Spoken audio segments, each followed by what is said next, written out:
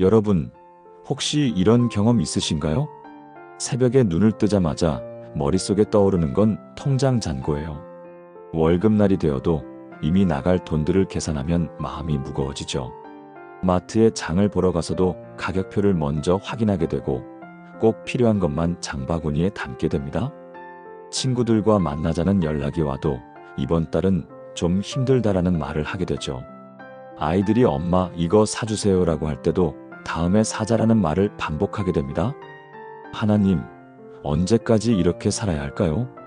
정말 하나님께서 저희 가정을 돌보고 계시는 걸까요? 다른 사람들은 다 여유 있게 사는 것 같은데 우리만 이렇게 힘든 건가요? 이런 마음으로 기도하신 적 있으시죠? 여러분, 저도 목회 초기에 그런 시간들을 보냈습니다. 작은 개척교회에서 생활비도 제대로 나오지 않던 시절이었죠. 한 달에 겨우 80만 원을 받으며 신혼생활을 시작했던 그 시절이 생각납니다. 아내와 함께 마트에 가서도 꼭 필요한 것만 장바구니에 담는 날들이 계속되었습니다.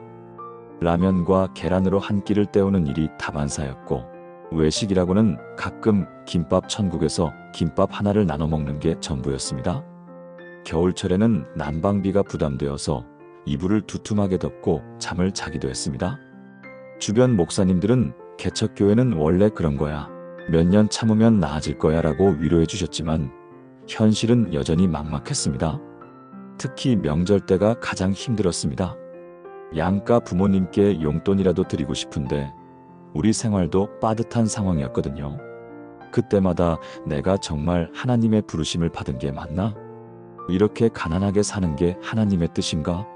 라는 의문이 들기도 했습니다. 그런데 정말 놀라운 일이 일어났습니다. 하나님의 말씀 속에서 재정에 대한 하나님의 마음을 발견하게 된 것입니다. 처음에는 하나님도 돈 이야기를 하시나? 라는 생각이 있었는데 성경을 자세히 읽어보니 돈과 재정에 관한 말씀이 정말 많더라고요. 예수님의 비유 중에서도 달란트 비유, 문화 비유, 불의한 청지기 비유 등 재정과 관련된 내용이 상당히 많았습니다. 그리고 그 말씀들을 붙잡고 기도하며 살아가면서 정말 믿을 수 없는 변화들을 경험하게 되었습니다. 물론 하루아침에 갑자기 부자가 된 것은 아닙니다. 하지만 돈에 대한 관점이 완전히 바뀌었고 조금씩 형편이 나아지기 시작했습니다. 무엇보다 돈 때문에 불안해하고 초조해하던 마음에 평안이 찾아왔습니다. 그리고 지금은 하나님께서 주신 축복을 다른 분들과 나눌 수 있는 여유까지 생기게 되었습니다. 오늘 여러분과 함께 나누고 싶은 것은 바로 이 7가지 놀라운 변화입니다. 하나님께서 재정을 통해 우리에게 주시는 축복의 원리들 말입니다. 이것은 단순한 이론이 아닙니다. 제가 직접 경험했고 또 제 주변의 많은 성도님들이 경험한 살아있는 간증들입니다. 정말 간절한 마음으로 준비했습니다. 오늘 말씀이 여러분의 가정에 하나님의 놀라운 축복이 되기를 간절히 기도합니다. 그런데 말입니다. 먼저 경험한 가장 놀라운 변화는 바로 베풀매 축복이었습니다. 많은 분들이 목사님, 지금도 부족한데 어떻게 남을 도울 수 있겠습니까? 라고 말씀하시죠. 우리 집 형편도 빠듯한데 다른 사람까지 챙길 여유가 어디 있어요? 일단 우리 가족부터 넉넉해진 다음에 남을 도와야 하는 것 아닌가요? 정말 현실적이고 솔직한 고민들입니다. 저도 처음엔 그런 생각이었습니다. 우리 가정도 넉넉하지 않은데 어떻게 다른 사람을 도울 수 있을까 하는 마음이었거든요. 심지어 하나님, 저희가 여유가 생기면 정말 많이 도와드릴게요. 지금은 좀 기다려주세요라고 기도하기도 했습니다. 그런데 하나님께서 누가복음 6장 38절 말씀을 통해 저에게 놀라운 깨달음을 주셨습니다. 주라 그리하면 너희에게 줄 것이니 곧 후히 되어 흔들어 넘치도록 하여 너희 품에 안겨주리라. 너희가 헤아리는 그 헤아림으로 너희도 헤아림을 받을 것이니라. 이 말씀을 처음 읽었을 때는 이게 정말 가능한 일일까? 라는 의문이 들었습니다. 세상의 상식으로는 이해가 안 되는 말씀이거든요. 주면 줄수록 더 많이 받는다고? 그럼 세상 모든 사람이 가난한 사람들한테 돈을 주고 다니겠네? 하지만 이 말씀의 배경을 자세히 살펴보니 이해가 되기 시작했습니다. 예수님께서 이 말씀을 하신 상황을 보면 가난한 사람들, 소외된 사람들과 함께 계시면서 주신 말씀입니다. 당시 사람들도 우리도 부족한데 어떻게 남을 도울 수 있겠습니까? 라는 마음이었을 것입니다. 로마의 식민지 백성으로 살아가며 세금도 많이 내야 하고 생활도 팍팍했을 테니까요. 그런데 예수님께서는 오히려 주라고 말씀하셨습니다. 그리고 그 이유도 분명하게 말씀해 주셨죠. 주면 너희에게도 줄 것이다. 그것도 후히되어 흔들어 넘치도록 줄 것이다. 여기서 후히되어라는 말은 잘 누르고 정성껏 담아서라는 뜻입니다. 옛날에 곡식을 대로 잴 때 꾹꾹 눌러 담고 흔들어서 빈 공간 없이 가득 채워주는 것을 말합니다.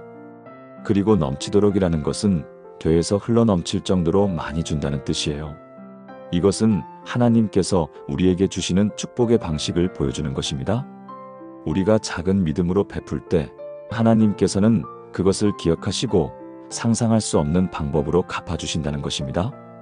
그런데 여기서 주라는 것은 단순히 돈만을 의미하는 것이 아닙니다.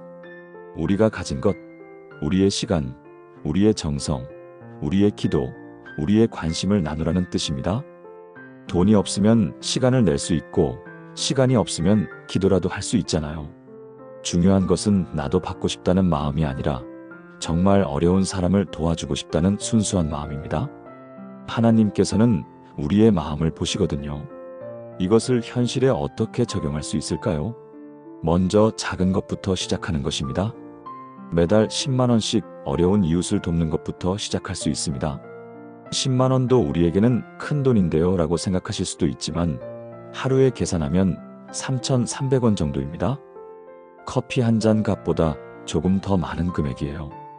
혹은 교회의 선교 사역에 정기적으로 후원하는 것도 좋습니다. 아프리카나 동남아시아의 어려운 아이들을 후원하는 것도 의미 있는 일입니다. 또는 우리 주변의 어려운 이웃들을 돕는 것도 좋습니다. 독거노인분들께 밑반찬을 해드리거나 한부모 가정의 아이들을 돌봐주는 것도 큰 도움이 됩니다. 중요한 것은 금액이 아니라 하나님을 신뢰하는 마음입니다. 하나님, 제가 이렇게 드리는 작은 정성을 통해서 정말 어려운 분들에게 도움이 되게 해주세요. 그리고 하나님께서 저희 가정도 돌봐주실 줄 믿습니다. 이런 마음으로 드리는 것이 중요합니다. 제가 아는 한 집사님의 이야기입니다. 40대 중반의 이 집사님은 작은 공장을 운영하고 계셨는데 매달 적자가 나는 상황이었습니다. 직원들 월급 주고 나면 자신들이 먹고 살 돈도 부족한 상태였어요. 이번 달도 또 마이너스네. 언제까지 이렇게 살아야 할까? 아내와 함께 한숨을 쉬며 가계부를 정리하는 날이 반복되었습니다. 그런데 어느 날 교회에서 북한 동포들을 위한 헌금을 하는데 마음이 뜨거워지셨다고 합니다. 목사님께서 북한 동포들의 어려운 상황에 대해 설명하시는데 갑자기 눈물이 나더래요. 우리도 어렵지만 저분들은 정말 생사를 오가는 상황이구나. 하나님, 제가 지금 어렵지만 더 어려운 분들을 위해 드리겠습니다. 그래서 그달 생활비 중에서 50만 원을 북한 동포 돕기 헌금으로 드리셨습니다. 집에 돌아와서 아내에게 말씀드리니까 아내분도 잘했어요. 하나님께서 분명히 우리를 돌봐주실 거예요 라고 하시더랍니다. 그런데 정말 놀라운 일이 일어났습니다. 그 다음 주에 10년 동안 연락이 없던 고등학교 동창에게서 전화가 왔습니다. 야, 너 공장 운영한다면서? 우리 회사에서 찾던 부품이 있는데 너가 만들 수 있겠어? 무슨 부품인데? 자동차 부품인데 다른 업체에서는 품질이 안 나와서 고민하고 있었거든. 너가 한번 샘플 만들어 볼 수 있어? 그렇게 샘플을 만들어서 보냈는데 품질이 너무 좋다고 하면서 정식 계약을 하자고 하더랍니다. 그것도 3년 장기 계약으로요.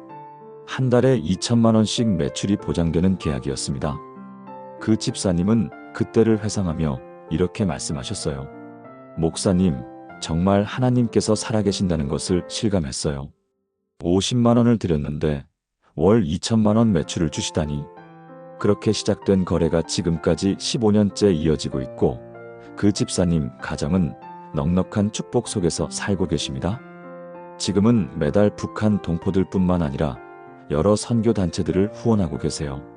목사님, 그때 깨달았어요. 하나님의 경제학은 정말 다르구나. 줄수록 더 많이 받는다는 게 진짜더라고요. 지금도 어려운 일이 생기면 먼저 누구를 도울까 생각해봐요. 그러면 하나님께서 길을 열어주세요. 여러분, 이것이 바로 하나님의 경제학입니다. 세상의 논리로는 이해할 수 없지만 하나님께서는 정말로 우리가 믿음으로 베풀 때 넘치도록 주시는 분입니다. 물론 즉시 눈에 보이는 결과가 나타나지 않을 수도 있어요. 하지만 하나님께서는 우리의 작은 베품도 기억하시고 가장 좋은 때에 가장 좋은 방법으로 갚아주실 것입니다. 그런데 또 하나 정말 중요한 변화를 경험했습니다. 바로 11조의 축복이었는데요. 많은 분들이 11조에 대해 부담을 느끼시는 것 같습니다. 목사님, 11조를 드리고 나면 생활비가 모자라요. 아이들 학원비도 부족한데 11조까지 드려야 하나요? 솔직히 말해서 11조 안 드려도 잘 사는 사람들도 많던데요. 11조는 구약시대 율법 아닌가요? 지금도 꼭 지켜야 하는 건가요? 정말 솔직한 고민들이죠. 저도 그런 마음을 충분히 이해합니다.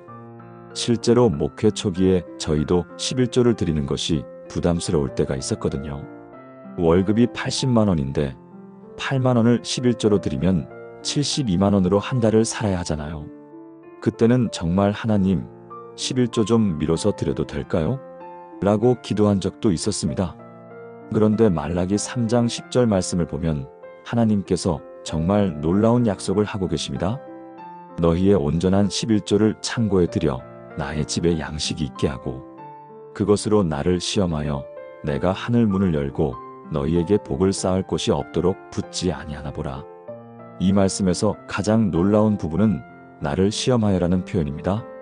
성경 전체를 통틀어서 하나님을 시험하라고 말씀하시는 부분은 거의 없습니다. 오히려 하나님을 시험하지 말라고 하시는 경우가 많죠. 그런데 11조에 관해서만큼은 나를 시험해 보라고 하십니다. 이것은 하나님께서 11조에 대해 얼마나 확신을 가지고 계시는지를 보여줍니다. 너희가 11조를 드려봐라. 내가 정말로 하늘 문을 열고 복을 부어주는지 경험해보라. 이런 의미입니다. 그리고 여기서 복을 쌓을 곳이 없도록 붙지 아니하나 보라는 표현도 정말 강력합니다. 창고에 곡식이 너무 많이 들어와서 쌓을 곳이 없을 정도로 부어주시겠다는 약속입니다. 말라기서가 기록될 당시 상황을 보면 이 약속이 얼마나 놀라운 것인지 알 수 있습니다. 이스라엘 백성들이 바벨론 포로에서 돌아온 후였는데 경제적으로 매우 어려운 상황이었습니다. 농작물도 잘 되지 않고 메뚜기 떼가 와서 곡식을 해치는 일들이 계속되었죠. 백성들은 이런 상황에서 11조까지 드려야 해요? 우리 먹고 살기도 바빠 죽겠는데요 라는 마음이었을 것입니다. 그런 상황에서 하나님께서는 11조를 드려보라. 그러면 하늘 문을 열어 복을 쌓을 곳이 없도록 부어주겠다고 약속하신 것입니다. 그리고 실제로 그 약속은 지켜졌습니다. 말라기서 이후 이스라엘은 다시 번영하기 시작했거든요. 이것을 우리 삶에 어떻게 적용할 수 있을까요? 11조는 단순히 의무가 아니라 하나님과의 신뢰관계를 나타내는 것입니다. 하나님, 이 수입의 10분의 1을 드림으로써 나머지 10분의 9을 하나님께서 책임져 주실 것을 믿습니다. 이런 고백인 것이죠. 세상의 논리로 보면 수입의 10%를 떼어내면 그만큼 부족할 것 같지만 하나님의 논리는 다릅니다. 나머지 90%의 하나님의 축복이 임하면 오히려 100%를 다 쓸 때보다 더 풍성해진다는 것입니다. 처음에는 두려울 수 있습니다. 정말 괜찮을까? 생활비가 모자라면 어떻게 하지? 하지만 믿음으로 시작해 보시기 바랍니다. 한 번에 10%가 부담스러우시면 5%부터 시작하셔도 됩니다. 중요한 것은 하나님을 신뢰하는 마음입니다. 제가 아는 한 권사님의 증언입니다. 이 권사님은 20대 초반 신혼 때부터 지금까지 40년간 한 번도 11조를 빠뜨리지 않으셨습니다. 신혼 초기에는 남편 월급이 40만 원이었는데 4만 원을 11조로 드렸다고 합니다. 목사님, 정말 막막했어요. 그 돈이면 쌀 한 포대를 살 수 있는 돈이었거든요. 시장에서 4만 원이면 일주일치 반찬거리를 살 수 있었어요. 하지만 남편과 둘이 기도하면서 결정했어요. 하나님께서 책임져 주실 것이다. 하지만 그 권사님은 하나님께서 책임지실 것이라는 믿음으로 계속 11조를 드렸습니다. 그런데 신기하게도 항상 필요한 것들이 채워졌다고 합니다. 시댁에서 갑자기 쌀을 보내주시기도 하고, 교회 성도분들이 냉장고에 반찬이 너무 많다며 나눠주시기도 하고, 예상하지 못한 곳에서 도움이 왔습니다. 어떤 때는 정말 신기했어요. 11조 드리고 나면 생활비가 모자랄 것 같은데 그 달에는 꼭 어디선가 도움이 왔어요. 친정 어머니께서 갑자기 용돈을 주시기도 하고, 남편 회사에서 상여금이 나오기도 하고, 그런 일들이 한두 번이 아니었어요. 정말 하나님께서 지켜보고 계시는구나 하는 생각이 들었어요. 그리고 몇 년 후 남편분이 승진을 하시면서 월급이 2배로 올랐습니다. 그 후에도 계속해서 하나님의 축복이 이어졌어요. 남편분이 회사에서 인정받아 임원까지 승진하시고, 부동산 투자도 성공해서 지금은 여러 채의 집을 소유하고 계십니다. 그리고 지금은 매달 11조뿐만 아니라 여러 선교사님들을 후원하는 가정이 되셨습니다. 목사님, 11조는 하나님과 저희 가정 사이의 약속이었어요. 하나님께서 정말 신실하게 지켜주셨습니다. 40년을 돌아보니까 11조 때문에 손해본 적은 한 번도 없어요. 오히려 그것 때문에 더 큰 축복을 받았어요. 지금 젊은 부부들에게 꼭 하고 싶은 말이 있어요. 11조만큼은 절대 아끼지 마세요. 그것이 여러분 가정의 축복의 통로가 될 거예요. 여러분, 11조는 단순히 돈을 드리는 것이 아닙니다. 하나님의 신실하심을 경험하는 통로입니다. 그리고 우리가 하나님을 신뢰한다는 것을 보여드리는 믿음의 표현입니다. 처음에는 어려울 수 있지만 한 번 시작하면 하나님께서 정말로 책임져 주시는 것을 경험하게 될 것입니다. 무엇보다 놀라웠던 것은 청지기 정신을 깨닫게 된 변화였습니다. 많은 사람들이 돈을 내 것이라고 생각합니다. 내가 열심히 일해서 번 돈이니까 내 마음대로 쓸 수 있어. 누가 뭐라고 하든 내 돈 내가 어떻게 쓰든 상관없잖아. 교회에서 돈 이야기하는 거 별로 안 좋아해. 개인의 자유 아니야? 이런 생각들이 자연스럽게 드는 것이 인간의 본성인 것 같습니다. 저도 예전에는 그런 생각을 했었거든요. 하나님께 11조도 드리고 헌금도 드렸으니까 나머지는 내 마음대로 써도 되겠지. 하지만 성경은 전혀 다른 관점을 제시합니다. 고린도전서 4장 2절에서는 이렇게 말씀합니다. 그리고 맡은 자들에게 구할 것은 충성이니라. 여기서 맡은 자라는 말이 바로 청지기를 뜻합니다. 우리는 하나님께서 맡겨주신 재산의 관리자, 즉 청지기라는 것입니다. 모든 것이 하나님의 것이고 우리는 그것을 잘 관리하고 사용할 책임이 있는 것이죠. 이것을 깨닫게 되면 돈에 대한 우리의 태도가 완전히 달라집니다. 이 돈을 어떻게 쓸까? 가 아니라 하나님, 이 돈을 어떻게 사용하기를 원하십니까? 라고 묻게 됩니다. 이 물건을 꼭 사야 할까? 가 아니라 이 소비가 정말 필요한 것일까요? 하나님께서 기뻐하실까요? 라고 생각하게 됩니다. 이 투자가 수익성이 좋을까? 가 아니라 이 투자가 하나님께서 기뻐하시는 일일까요? 정직한 방법일까요? 라고 고민하게 됩니다. 시편 24편 1절에서는 이렇게 말씀합니다. 땅과 거기에 충만한 것과 세계와 그 가운데에 사는 자들은 다 여호와의 것이로다. 모든 것이 하나님의 것이라는 말씀입니다. 우리가 가진 집도, 차도, 통장의 돈도, 심지어 우리의 능력까지도 모두 하나님께서 맡겨주신 것입니다. 구약시대의 요셉의 이야기를 보면 이 원리가 잘 드러납니다. 요셉은 애굽의 총리가 되어온 나라의 경제를 관리했습니다. 당시 애굽은 세계에서 가장 부유한 나라 중 하나였고 요셉은 그 모든 재산을 관리하는 위치에 있었습니다. 만약 요셉이 그 재산을 자신의 것으로 생각했다면 어떻게 됐을까요? 자신과 가족을 위해서만 사용했을 것입니다. 하지만 요셉은 달랐습니다. 7년 동안의 풍년 기간에 곡식을 저장하고 7년 동안의 흉년 기간에 그것을 지혜롭게 분배했죠. 자신의 유익만 생각한 것이 아니라 온 나라 백성들, 심지어 다른 나라 사람들까지 생각했습니다. 요셉은 자신이 관리하는 것이 자신의 것이 아니라 하나님께서 맡겨주신 것임을 알고 있었습니다. 그래서 개인의 유익이 아니라 더 큰 하나님의 계획을 위해 사용했던 것입니다. 그 결과 요셉은 역사에 길이 남을 지혜로운 지도자가 되었고 하나님의 큰 계획인 이스라엘 민족의 보존에 핵심적인 역할을 했습니다. 이것을 현실에 어떻게 적용할 수 있을까요? 가계부를 쓰면서 매 지출에 대해 기도하는 습관을 만들어 보세요. 하나님, 이 옷을 사는 것이 정말 필요한지 알려주세요. 이 외식비가 과다한 것은 아닌지 점검해 주세요. 우리 가정의 여가비 사용이 적절한지 지혜를 주세요. 이 돈을 더 의미 있는 곳에 사용할 방법은 없을까요? 이런 기도를 하다 보면 정말 신기하게도 불필요한 지출이 줄어들고 정말 중요한 곳에 돈을 사용하게 됩니다. 또한 투자나 사업을 할 때도 단순히 수익성만 보는 것이 아니라 그것이 하나님께서 기뻐하시는 일인지 고민하게 됩니다. 이 사업이 사람들에게 도움이 되는 일인가? 정직한 방법으로 하는 사업인가? 이 일을 통해 하나님께 영광을 돌릴 수 있는가? 이런 질문들을 하게 되는 것이죠. 제가 아는 한 장로님 가정의 이야기입니다. 이 장로님은 IT 회사를 운영하시는데 매년 회사 수익의 30%를 선교와 구제를 위해 사용하신다고 합니다. 처음에는 주변 사람들이 미쳤다고 했답니다. 사업하는 사람이 수익의 30%를 그냥 줄 수는 없는 것 아니야? 직원들 월급도 줘야 하고 투자도 해야 하고 세금도 내야 하는데 30%를 어떻게 줘? 목사님, 처음엔 저도 무모한 일이라고 생각했어요. 사업하는 사람이 수익의 30%를 그냥 줄 수는 없는 것 아니겠어요?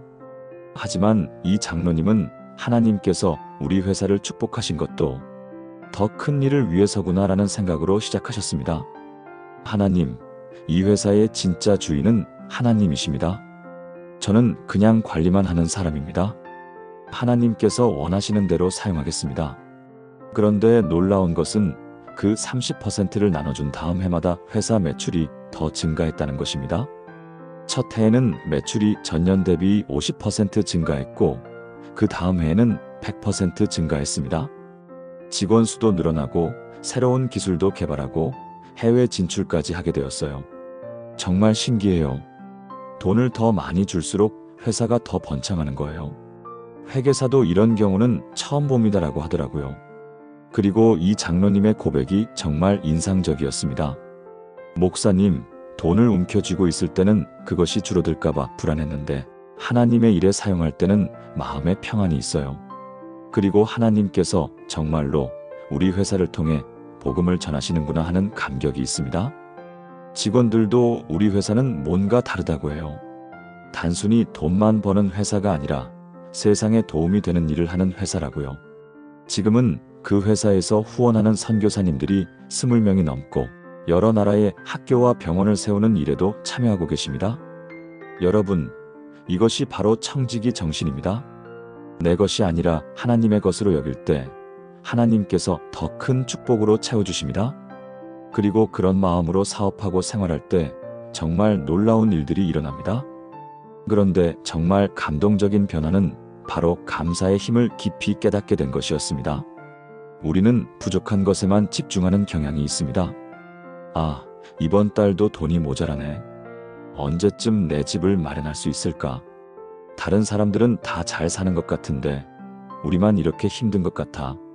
친구는 벌써 차도 바꾸고 집도 샀는데 우리는 언제? 특히 SNS를 보면 이런 마음이 더 커지죠. 친구들이 올린 맛있는 음식 사진, 여행 사진, 새로 산 물건들을 보면서 우리는 언제 저런 걸 해볼 수 있을까라는 생각이 듭니다. 상대적 박탈감이라고 하나요? 남과 비교하면서 우리 가정이 부족하다고 느끼는 마음 말입니다. 하지만 데살로니가전서 5장 18절은 이렇게 말씀합니다. 범사에 감사하라. 이것이 그리스도 예수 안에서 너희를 향하신 하나님의 뜻이니라. 범사에라는 말은 모든 상황에서라는 뜻입니다. 좋을 때만 감사하라는 것이 아니라 어려울 때도 감사하라는 말씀입니다.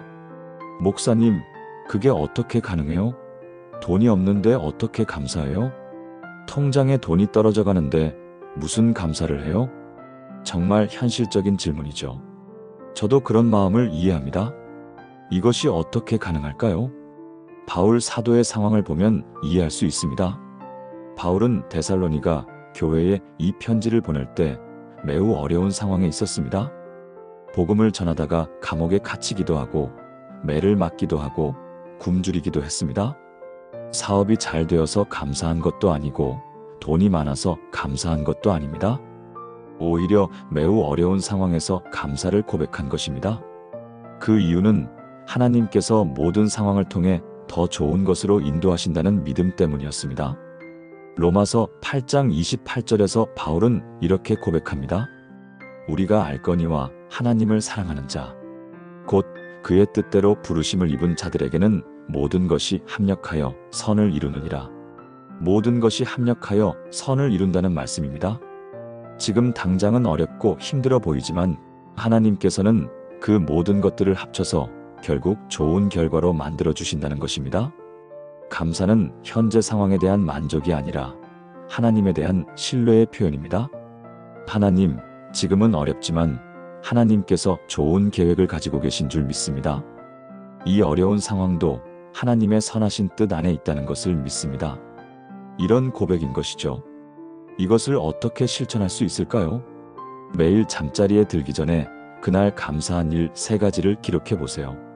오늘도 건강하게 일할 수 있었던 것, 가족이 함께 저녁을 먹을 수 있었던 것, 따뜻한 집에서 잠들 수 있는 것, 깨끗한 물을 마실 수 있는 것, 자유롭게 예배드릴 수 있는 것, 작은 것부터 시작하는 것입니다. 처음에는 이런 당연한 것들을 왜 감사해야 하지? 라고 생각할 수도 있어요. 하지만 계속 하다 보면 정말 많은 것들이 당연한 게 아니라는 것을 깨닫게 됩니다. 제가 아는 한 청년의 이야기입니다. 이 청년은 대학 졸업 후 2년간 취업을 하지 못했습니다. 아르바이트로 겨우 생계를 유지하며 면접을 보러 다니는 일상이 반복되었죠.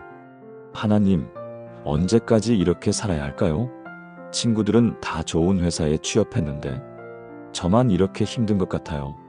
대학 4년 동안 열심히 공부했는데 왜 저만 이렇게 안 풀리는 걸까요? 부모님께도 죄송하고 자존심도 상하고 정말 힘들어요. 매일 구인구직 사이트를 뒤지고 이력서를 쓰고 면접을 보러 다니는 일상이었습니다. 하지만 떨어지는 경우가 더 많았어요. 왜 저는 안 되는 걸까요? 제가 뭘 잘못했나요? 그런데 어느 날 목사님께서 감사일기를 써보라고 권하셨습니다. 목사님, 감사할 게 뭐가 있어요? 취업도 안 되고 돈도 없고 미래도 불투명한데 그래도 한번 써보렴. 아주 작은 것이라도 좋으니까. 처음에는 뭘 감사해야 하지? 라는 생각이었는데 억지로라도 써보기 시작했습니다. 오늘도 면접 기회를 주신 것, 아르바이트라도 일할 곳이 있는 것, 부모님께서 응원해 주시는 것, 건강하게 다닐 수 있는 것, 친구들이 격려해 주는 것. 처음에는 정말 억지로 썼어요. 이런 것도 감사인가? 싶었거든요. 하지만 1달, 2달 계속 쓰다 보니까 조금씩 마음이 바뀌더래요. 아, 내가 이렇게 많은 축복을 받고 살고 있었구나. 면접 기회라도 있다는 게 감사한 일이구나. 부모님께서 재촉하지 않고 기다려주시는 것도 큰 축복이구나. 그렇게 3개월 정도 감사일기를 쓰는데 마음의 변화가 일어났습니다. 예전에는 부족한 것만 보였는데 지금 가진 것들이 얼마나 소중한지 깨닫게 되었습니다. 그리고 그 마음의 변화가 면접에서도 나타났습니다. 예전에는 저를 뽑아주세요. 저는 정말 절실합니다라는 간절함만 있었는데 이제는 이 회사에 도움이 되고 싶습니다. 제가 배운 것들을 활용해서 기여하고 싶습니다. 라는 마음으로 면접에 임하게 되었습니다. 면접관들에게도 전에 없던 자신감과 긍정적인 에너지가 전달되었나 봐요. 그리고 놀랍게도 그 다음 면접에서 합격 통보를 받았습니다. 그것도 자신이 정말 가고 싶어 했던 회사에서요. 목사님, 감사가 정말 제 인생을 바꿨어요. 지금도 매일 감사일기를 쓰고 있는데 삶이 이렇게 풍성할 줄 몰랐어요. 예전에는 항상 부족한 것만 보였는데 지금은 감사할 것들이 너무 많아요. 회사에서도 동료들이 너는 항상 긍정적이야 라고 해요. 그래서 일도 더 잘 풀리는 것 같아요. 지금은 그 회사에서 3년째 일하고 있고 올해 승진도 했습니다. 그리고 지금도 매일 감사일기를 쓰고 있다고 해요. 여러분, 감사는 우리의 시각을 바꿉니다. 부족함에서 풍성함으로, 불안해서 평안으로, 원망해서 기쁨으로 바꿔줍니다. 그리고 그런 마음을 가진 사람에게 하나님께서는 더 큰 축복을 준비하고 계십니다. 감사는 현재를 바꾸고 미래를 열어주는 열쇠입니다. 또 한 가지 정말 놀라운 변화는 지혜로운 계획의 중요성을 깨닫게 된 것이었습니다. 많은 사람들이 돈 관리에 있어서 계획 없이 살아갑니다. 일단 벌어서 쓰다 보면 어떻게든 되겠지. 계획은 세워봤자 지켜지지 않아. 인생이 어떻게 될지 모르는데 무슨 계획이야? 그냥 하루하루 살아가는 거지 뭘. 특히 젊은 세대들은 욜로와 요에로 다시 You Only Live Once라는 말을 하면서 미래보다는 현재의 행복을 중시하는 경향이 있어요. 인생 한 번인데 지금 즐기고 살아야지. 하지만 잠언 21장 5절은 이렇게 말씀합니다. 부지런한 자의 경영은 풍부함에 이를 뿐이요 조급한 자는 궁핍함에 이를 따름이니라. 여기서 경영이라는 말은 계획하고 관리한다는 뜻입니다. 하나님께서는 우리가 지혜롭게 계획하고 관리하기를 원하십니다. 반대로 조급한 자는 당장의 욕구만 생각하며 장기적인 계획 없이 사는 사람을 말합니다. 지금 당장 이것이 갖고 싶어. 일단 사고 나중에 생각하자. 미래는 미래고 지금이 중요해. 이런 마음으로 사는 사람들은 결국 궁핍함에 이른다는 것입니다. 솔로몬 왕은 이스라엘 역사상 가장 지혜롭고 부유한 왕이었습니다. 그런 솔로몬이 이 잠언을 통해 우리에게 주는 교훈은 명확합니다. 부는 우연히 오는 것이 아니라 지혜로운 계획과 관리를 통해 온다는 것입니다. 솔로몬 자신도 성전을 지을 때 7년에 걸친 치밀한 계획을 세웠고 나라를 다스릴 때도 장기적인 비전을 가지고 정책을 펼쳤습니다. 그 결과 이스라엘은 역사상 가장 번영한 시대를 맞이할 수 있었던 것입니다. 현실적으로 이것을 어떻게 적용할 수 있을까요? 먼저 가계부를 정확하게 작성하는 것부터 시작해야 합니다. 수입과 지출을 명확하게 파악하지 못하면 계획을 세울 수 없습니다. 이번 달에 얼마가 들어왔고 어디에 얼마를 썼는지를 정확히 알아야 합니다. 많은 사람들이 대충 이 정도 썼을 거야 라고 추정으로 살아가는데 이것으로는 제대로 된 계획을 세울 수 없어요. 그리고 매달 예산을 세워서 각 항목별로 얼마를 쓸지 미리 정해놓는 것입니다. 이번 달 식비는 50만원, 교통비는 15만원, 문화생활비는 20만원, 의류비는 10만원. 이렇게 구체적으로 정해놓고 그 범위 안에서 사용하는 연습을 하는 것입니다. 처음에는 불편할 수 있어요. 이렇게 계산하고 살면 재미없어. 가끔은 충동 구매도 하고 싶은데. 하지만 몇 달 지나 보면 오히려 마음이 편해집니다. 예산이 정해져 있으니까 그 안에서는 맘 놓고 쓸 수 있거든요. 또한 장기적인 목표도 세워야 합니다. 5년 후에는 내 집 마련을 위한 종자돈 5천만 원을 모으겠다. 10년 후에는 아이들 대학 등록금을 위해 1억 원을 준비하겠다. 15년 후에는 은퇴를 위한 자금 3억 원을 마련하겠다. 이런 구체적인 목표가 있으면 매월 얼마씩 저축해야 하는지도 계산할 수 있습니다. 5천만 원을 5년에 모으려면 한 달에 약 83만 원씩 저축해야죠. 83만 원이나? 그럼 우리 월급으로는 불가능한데? 그럼 목표를 조정하거나 기간을 늘리면 됩니다. 7년으로 늘리면 한 달에 약 60만 원, 10년으로 늘리면 한 달에 약 42만 원이에요. 이렇게 구체적으로 계산해보면 현실적인 계획을 세울 수 있습니다. 제가 아는 한 집사님 부부의 이야기입니다. 이 부부는 결혼 초기부터 매월 가족 회의를 하셨습니다. 이번 달 수입이 얼마였고 어디에 얼마를 썼는지 정확하게 점검해보자. 다음 달에는 어떤 계획이 있고 어떤 지출이 예상되는지 미리 준비해보자. 올해 목표는 무엇이고 지금까지 얼마나 달성했는지 확인해보자.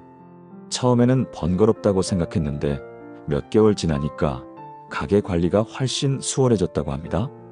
그리고 놀라운 것은 돈이 새어나가는 곳들이 보이기 시작했다는 것입니다. 우리가 배달음식에 이렇게 많이 쓰고 있었네? 카페비가 한 달에 15만 원이나 되네? 이 정기 구독 서비스들 실제로는 거의 안 쓰는데 계속 결제되고 있었네? 이런 것들을 발견하고 정리하니까 한 달에 30만 원 정도가 절약되었습니다. 그렇게 절약한 돈으로 매월 저축을 늘려갔어요. 그리고 5년 후에는 목표했던 아파트 구매 자금을 마련하셨고 10년 후에는 더 큰 아파트로 이사하시게 되었습니다. 그리고 15년 후에는 작은 상가 건물까지 장만하시게 되었습니다. 목사님, 돈은 저절로 모아지는 것이 아니라 계획적으로 모아지는 것이라는 걸 깨달았어요. 매월 작은 금액이라도 목적을 가지고 꾸준히 모으면 정말 큰 힘이 됩니다. 그리고 그런 계획을 세우고 실천할 때마다 하나님께서 지혜를 주시는 것을 느껴요. 가끔 예상하지 못한 수입이 생기기도 하고 좋은 투자 기회가 생기기도 하고 정말 신기해요. 지금은 그 집사님이 교회에서 재정관리 세미나를 인도하고 계세요. 젊은 부부들에게 가계 관리의 중요성을 가르쳐 주시고 있습니다. 계획 없이 사는 것은 목적지 없이 여행하는 것과 같아요. 어디로 가는지도 모르고 얼마나 걸릴지도 모르죠. 하지만 명확한 계획이 있으면 길이 보여요. 지금 어디쯤 와 있는지도 알 수 있고 언제쯤 목표에 도달할지도 예상할 수 있어요. 여러분, 계획은 믿음의 표현입니다. 하나님께서 앞으로도 우리 가정을 인도해 주실 것을 믿습니다라는 고백인 것이죠. 그리고 그런 믿음으로 세운 계획을 하나님께서는 축복하실 것입니다. 그런데 무엇보다 중요한 변화는 하나님의 때를 기다리는 법을 배운 것이었습니다. 우리는 모든 것을 빨리 이루고 싶어 합니다. 빨리 집을 사고 싶어요. 빨리 사업이 번창했으면 좋겠어요. 빨리 경제적 여유가 생겼으면 좋겠어요. 다른 사람들은 벌써 다 이뤘는데 우리는 언제까지 이렇게 기다려야 해요? 특히 SNS를 보면 이런 마음이 더 커지죠. 동갑내기 친구가 집을 샀다는 소식, 후배가 창업해서 성공했다는 이야기를 들으면 나만 뒤처지는 것 같다는 조급함이 밀려옵니다. 하지만 전도서 3장 1절은 이렇게 말씀합니다. 천하의 범사가 기한이 있고 모든 목적이 이룰 때가 있나니 하나님께서는 모든 일에 최적의 때가 있다고 말씀하십니다. 우리가 원하는 때가 아니라 하나님께서 정하신 때에 모든 것이 이루어집니다. 그리고 그때는 항상 가장 완벽한 때입니다. 아브라함을 보세요. 하나님께서 그에게 아들을 주시겠다고 약속하셨지만 그 약속이 이루어지기까지 25년이 걸렸습니다. 아브라함이 75세에 약속을 받았고 100세에 이삭을 낳았습니다. 인간적으로 생각하면 너무 늦은 것 같지만 그것이 하나님의 완벽한 때였습니다. 만약 아브라함이 80세에 아들을 낳았다면 어땠을까요? 이삭이 자라서 결혼할 때 아브라함은 이미 세상을 떠났을 것입니다. 하지만 100세에 낳았기 때문에 이삭이 결혼하고 야곱과 에서를 낳는 것까지 볼 수 있었습니다. 하나님의 약속이 어떻게 이루어지는지 확인할 수 있었던 것이죠. 다윗도 마찬가지입니다. 사무엘 선지자로부터 기름 부음을 받아 왕이 될 것이라는 약속을 받았지만 실제로 왕이 되기까지는 수많은 시련과 기다림의 시간이 있었습니다. 사울 왕을 피해 도망 다니는 시절, 블레셋 사람들 사이에서 살아야 했던 시절, 정말 힘들고 어려운 시간들이었습니다. 하나님, 언제까지 이렇게 기다려야 합니까? 정말로 저를 왕으로 세우실 건가요? 다윗도 이런 마음이었을 것입니다. 하지만 그 기다림의 시간이 다윗을 훌륭한 왕으로 준비시키는 시간이었습니다. 고난을 통해 백성들의 마음을 이해하게 되었고 어려움을 통해 하나님만 의지하는 법을 배웠습니다. 만약 다윗이 젊었을 때 바로 왕이 되었다면 교만해졌을 수도 있고 백성들의 마음을 이해하지 못했을 수도 있습니다. 하나님께서는 다윗을 최고의 왕으로 준비시키신 후에 왕좌에 앉히셨던 것입니다. 이것을 현실에 어떻게 적용할 수 있을까요? 조급해하지 말고 하나님의 때를 기다리면서 꾸준히 준비하는 것입니다. 집을 사고 싶다면 당장 무리한 대출을 받는 것이 아니라 차근차근 준비해서 적절한 때에 구매하는 것입니다. 빨리 집을 사야 해. 집값이 계속 오르고 있어라는 조급함보다는 하나님께서 정하신 때에 적절한 집을 주실 것이라는 믿음을 갖는 것입니다. 사업을 하고 싶다면 성급하게 시작하는 것이 아니라 충분히 공부하고 준비해서 하나님께서 문을 여실 때 시작하는 것입니다. 남들도 다 창업하는데 나도 빨리 해야겠어라는 마음보다는 하나님께서 저를 충분히 준비시키신 후에 길을 열어주실 것이라는 기대를 갖는 것입니다. 제가 아는 한 권사님의 이야기입니다. 이 권사님은 20년 동안 카페를 운영하고 싶다는 꿈을 가지고 계셨습니다. 20대 때부터 언젠가는 예쁜 카페를 운영하고 싶다는 꿈이 있으셨어요. 하지만 현실은 녹록지 않았습니다. 아이들이 어리고 남편의 수입이 불안정해서 선뜻 시작할 수가 없었죠. 하나님, 언제쯤 카페를 할 수 있을까요? 나이가 들수록 체력도 떨어지는데, 다른 사람들은 젊을 때 창업해서 성공하던데 저는 왜 이렇게 기회가 안 올까요?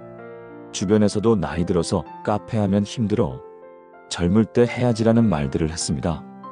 하지만 이 권사님은 포기하지 않고 꾸준히 준비하셨습니다. 커피에 대해 공부하고 바리스타 자격증도 따고 작은 카페들을 다니며 운영 방법을 배우셨습니다.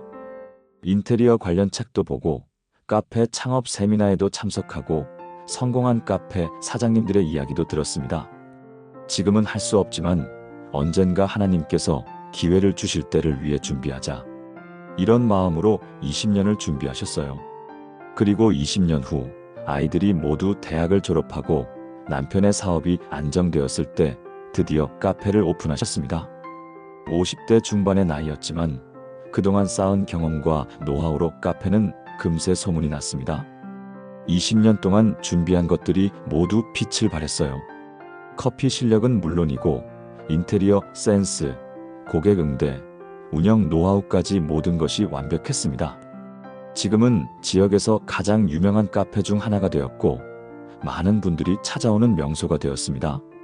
젊은 창업자들이 와서 조언을 구하기도 하고 카페 창업을 꿈꾸는 분들의 멘토 역할도 하고 계세요. 목사님, 20년이 길다고 생각했는데 돌이켜보니 하나님께서 저를 준비시키시는 시간이었어요.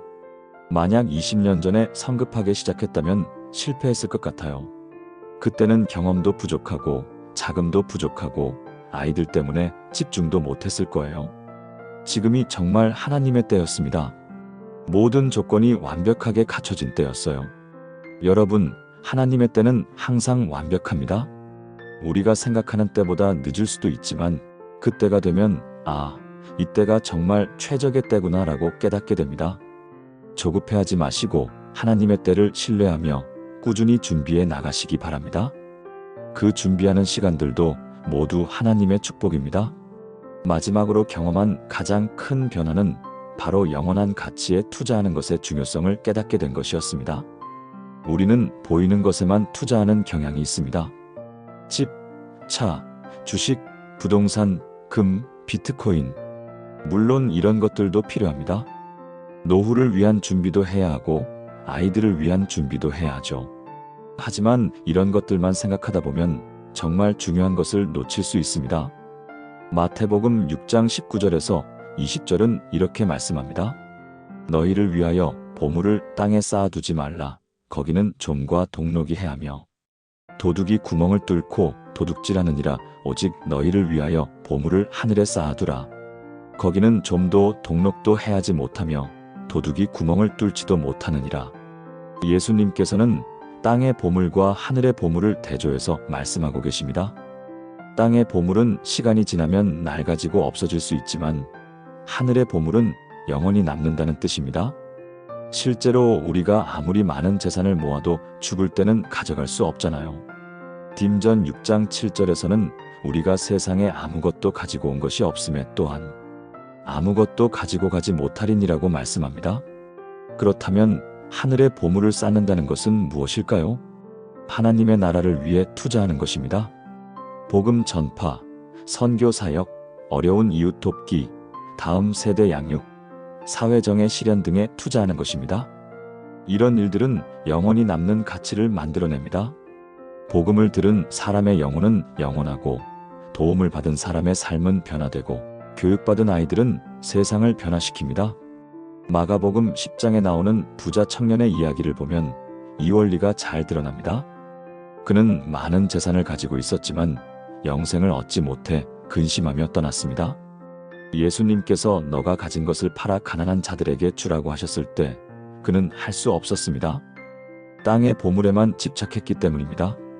반면에 마가복음 12장에 나오는 가난한 과부는 렙돈 2개를 드렸지만 예수님께서는 그녀를 크게 칭찬하셨습니다.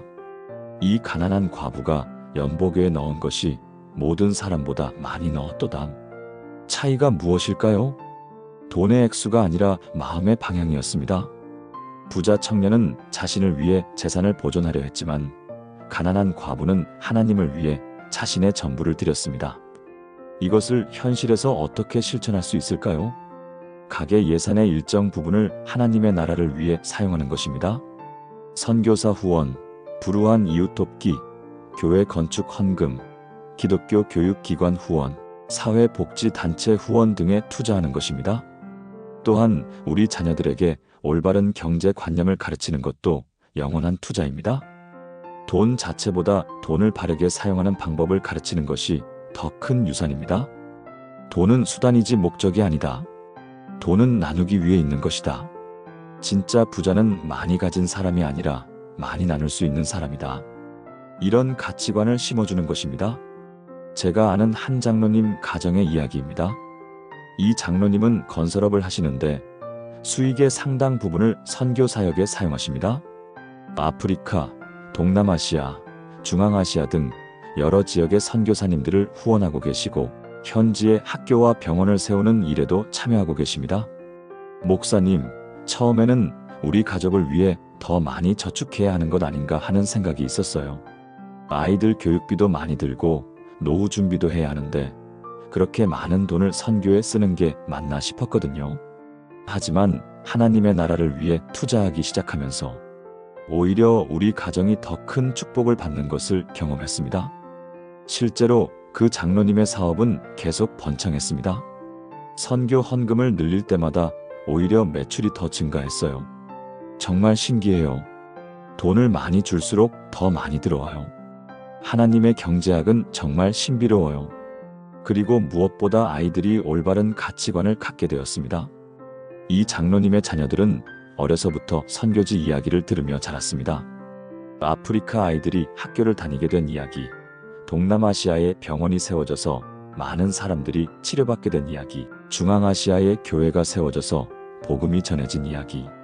이런 이야기들을 들으면서 돈의 진정한 가치가 무엇인지, 어떻게 사용해야 하는지를 자연스럽게 배우게 되었습니다. 지금은 모두 성인이 되어 각자의 분야에서 하나님의 나라를 위해 헌신하고 있습니다. 큰아들은 의사가 되어 매년 단기 의료 선교에 참여하고 있고 둘째 딸은 교사가 되어 기독교 교육에 힘쓰고 있습니다. 막내 아들은 IT 회사에 다니면서도 교회에서 미디어 사역을 담당하고 있어요. 목사님, 아이들에게 물려줄 수 있는 가장 큰 재산은 돈이 아니라 올바른 가치관이라는 것을 깨달았어요. 아이들이 돈을 어떻게 바라보고 어떻게 사용하는지가 그들의 인생을 결정할 것 같아요. 하나님의 나라를 위해 투자하는 것이 결국 우리 가정을 위한 가장 지혜로운 투자였습니다. 그리고 이 장로님은 이런 고백도 하셨어요. 목사님, 땅의 보물은 가질수록 불안해져요. 도둑이 들까봐, 화재가 날까봐, 주식이 떨어질까봐 계속 걱정이 돼요. 하지만 하늘의 보물은 가질수록 마음이 평안해져요. 그 돈으로 누군가가 도움을 받았다고 생각하면 정말 기뻐요. 그리고 하나님께서 그것을 기억하시고 더 큰 것으로 갚아주실 것이라는 확신이 있어요. 여러분, 우리가 이 땅에서 사는 시간은 한정되어 있습니다. 길어봐야 80년, 90년입니다. 하지만 하나님의 나라를 위해 투자한 것들은 영원히 남을 것입니다. 우리가 도운 사람들의 삶이 변화되고 그들이 또 다른 사람들을 돕게 되고 그 영향이 계속 퍼져나갈 것입니다. 우리가 지원한 선교사를 통해 복음을 들은 사람들의 영혼은 영원하고 우리가 후원한 학교에서 교육받은 아이들이 세상을 변화시킬 것입니다. 땅의 보물과 하늘의 보물, 둘 다 지혜롭게 관리하되 영원한 가치에 더 큰 비중을 두시기 바랍니다. 그것이 진정한 부자가 되는 길입니다. 여러분, 지금까지 7가지 놀라운 변화에 대해 함께 나누었습니다. 베풀매 축복, 11조의 축복, 청지기 정신, 감사의 힘, 지혜로운 계획, 하나님의 때 기다림, 그리고 영원한 가치에 대한 투자. 이 모든 것들이 성경 말씀에 근거한 하나님의 경제학입니다. 세상의 경제학과는 전혀 다른 원리들이지만 이것들을 실천할 때 정말로 놀라운 축복을 경험하게 됩니다. 세상에서는 가져야 안전하다, 모아야 행복하다, 빨리 해야 성공한다고 말합니다. 하지만 하나님의 말씀은 나누면 더 많이 받는다. 감사하면 더 풍성해진다. 기다리면 더 좋은 것을 주신다고 말씀합니다. 정말 신기하고 놀라운 원리들이죠.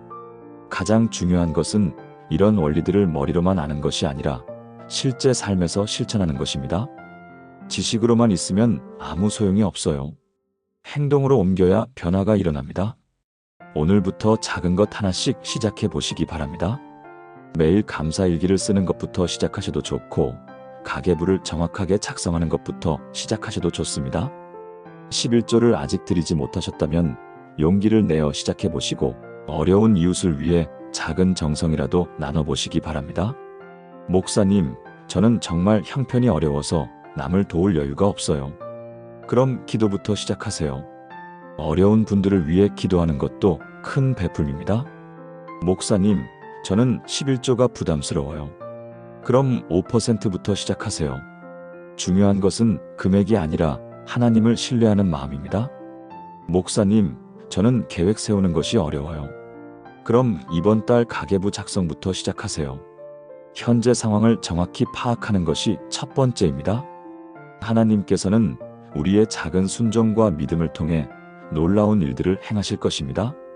산을 옮기는 믿음도 겨자씨 한 알만한 믿음에서 시작됩니다. 혹시 지금 경제적으로 어려운 상황에 계신 분들이 계시다면 낙심하지 마시기 바랍니다. 하나님께서는 여러분을 사랑하시고 여러분의 필요를 아시며 가장 좋은 때에 가장 좋은 방법으로 도우실 것입니다. 지금의 어려움이 끝이 아닙니다. 오히려 하나님께서 더 큰 축복으로 인도하시는 과정일 수 있습니다. 포기하지 마시고 끝까지 하나님을 신뢰하시기 바랍니다. 그리고 지금 어느 정도 여유가 있으신 분들은 더 큰 책임감을 가져주시기 바랍니다. 하나님께서 주신 축복을 혼자만 누리지 마시고 어려운 이웃들과 나눠주세요. 그것이 축복을 받은 자의 책임이자 특권입니다. 오늘 나눈 말씀들이 여러분의 마음에 희망이 되고 실제 삶의 변화가 되기를 간절히 기도합니다. 하나님의 경제학은 정말로 살아있습니다. 이것을 경험하는 분들이 늘어날 때 우리 사회도 더 따뜻하고 아름다운 곳이 될 것입니다. 만약 오늘 말씀이 은혜가 되셨다면 좋아요 버튼을 눌러주시고 댓글로 여러분의 기도 제목이나 간증을 나눠주시기 바랍니다. 여러분 한 분 한 분을 위해 기도하겠습니다. 특히 재정적인 어려움을 겪고 계신 분들, 사업이 잘 안 되시는 분들, 취업이 안 되시는 분들을 위해 간절히 기도하겠습니다. 하나님께서 여러분의 기도에 응답해 주시고 놀라운 축복으로 채워주실 줄 믿습니다. 그리고 이 말씀이 더 많은 분들에게 전해질 수 있도록 구독과 알림 설정도 부탁드립니다. 경제적인 어려움으로 고생하고 계신 많은 분들에게 이 말씀이 희망과 위로가 되었으면 좋겠습니다. 또한 가족이나 친구 중에 재정 문제로 고민하고 계신 분들이 있으시다면 이 영상을 꼭 공유해 주세요. 하나님의 말씀은 살아있고 운동력이 있어서 듣는 모든 분들에게 역사하실 것입니다. 마지막으로 빌립보서 4장 19절 말씀으로 축복하며 마무리하겠습니다. 나의 하나님이 그리스도 예수 안에서 영광 가운데 그 풍성한 대로 너희 모든 쓸 것을 채우시리라. 하나님께서 여러분의 모든 필요를 채워주시고 풍성한 축복으로 인도해 주실 줄 믿습니다. 여러분 가정에 하나님의 놀라운 재정적 축복이 넘치도록 임하기를 간절히 기도합니다. 여러분이 오늘 들은 이 7가지 원리들을 하나씩 실천해 나가실 때 분명히 놀라운 변화를 경험하게 되실 것입니다. 베풀매 기쁨을 알게 되시고 11조의 축복을 체험하시고 청지기로서의 사명을 깨달으시고 감사의 능력을 경험하시고 지혜로운 계획의 열매를 보시고 하나님의 완벽한 때를 신뢰하시고 영원한 가치에 투자하는 기쁨을 누리시게 될 것입니다. 혹시 지금 당장은 이런 말씀들이 너무 이상적으로 들릴 수도 있습니다. 정말 이런 일들이 가능할까? 목사님만의 특별한 경험이 아닐까? 하지만 성경은 하나님께는 불가능한 일이 없다고 말씀합니다. 그리고 하나님의 약속은 어제나 오늘이나 영원토록 동일합니다. 아브라함에게 주신 축복, 다윗에게 주신 축복, 솔로몬에게 주신 축복이 오늘 여러분에게도 동일하게 임할 것입니다. 다만 우리에게 필요한 것은 믿음입니다. 하나님의 말씀을 신뢰하고 그 말씀대로 순종하며 살아가는 믿음 말입니다. 때로는 눈에 보이는 결과가 바로 나타나지 않을 수도 있습니다. 때로는 더 어려운 상황이 올 수도 있습니다. 하지만 그럴 때일수록 하나님의 신실하심을 더욱 굳게 붙잡으시기 바랍니다. 하나님께서는 절대로 우리를 실망시키지 않으시는 분입니다. 우리가 하나님을 신뢰할 때 하나님께서는 그 신뢰에 반드시 응답해 주십니다. 오늘 이 말씀을 들으신 모든 분들이 하나님의 경제학을 경험하는 증인이 되시기를 간절히 소망합니다. 그리고 그 축복이 여러분에게만 머물지 않고 여러분의 가정을 통해, 여러분의 직장을 통해, 여러분의 교회를 통해 더 많은 사람들에게 흘러가기를 기도합니다. 여러분이 받은 축복으로 또 다른 사람들을 축복하는 축복의 통로가 되시기를 바랍니다. 그럴 때 하나님께서는 여러분을 통해 더 큰 일들을 행하실 것입니다. 다시 한번 강조하지만 오늘부터 작은 것 하나씩 시작해 보시기 바랍니다. 완벽하게 다 할 필요는 없습니다. 한 번에 모든 것을 바꿀 필요도 없습니다. 중요한 것은 시작하는 것입니다. 그리고 꾸준히 계속하는 것입니다. 하나님께서는 우리의 작은 시작도 기뻐하시고 그것을 통해 놀라운 일들을 행하실 것입니다. 여러분의 재정에 하나님의 놀라운 축복이 임하고 여러분의 가정이 하나님의 사랑과 은혜로 가득하고 여러분의 삶이 하나님의 영광을 나타내는 아름다운 증거가 되기를 간절히 축복합니다. 끝까지 들어주셔서 정말 감사합니다. 하나님의 사랑과 축복이 여러분과 함께 하시기를 기도합니다. 아멘.